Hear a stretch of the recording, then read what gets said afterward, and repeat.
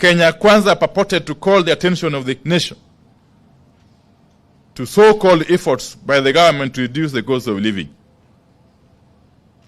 But they could not point to any such efforts.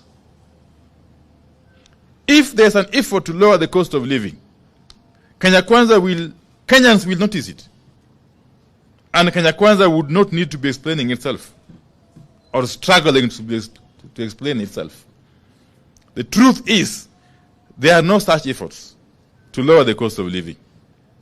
How can raising of taxes on fuel from 8 to 16% be classified as an effort to lower the cost of living?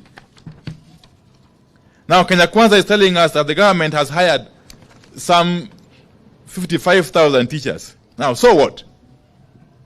That isn't a favor. They are supposed to be hiring teachers anyway. But they are missing the point. People eat food, and people want food. Even the teachers they are crying about, even the teachers are crying about the cost of living and high taxes and low salaries. Hiring teachers doesn't reduce the cost of living. What is the point in hiring a teacher, then taking away his entire salary through taxes? What is the point in hiring workers and turning them into slaves? We encourage Kenya Kwanza to move past generalities of constantly reminding Kenyans that Kenya Kwanza is a legitimately elected government. People want food. People don't eat government, legitimate or illegitimate. Yeah.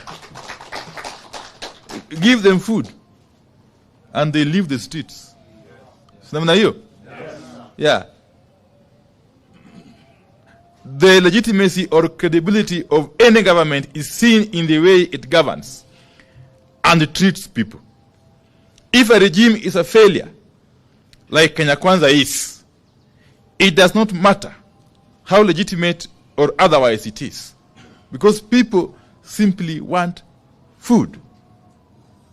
Now, Kenya Kwanza is talking about the Hustler Fund and the plan to roll out the next phase and so on and so forth.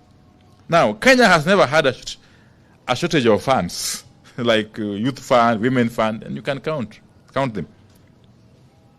And yet again, people don't eat funds, you know. People eat food. And people don't eat in faces. Yes, people eat today, okay? And every day.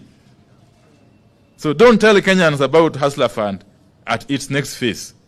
Just tell Kenyans how food will be affordable now, today. And they will leave the streets. Otherwise, if you don't do that, be ready to face these people in the streets for as long as it will take.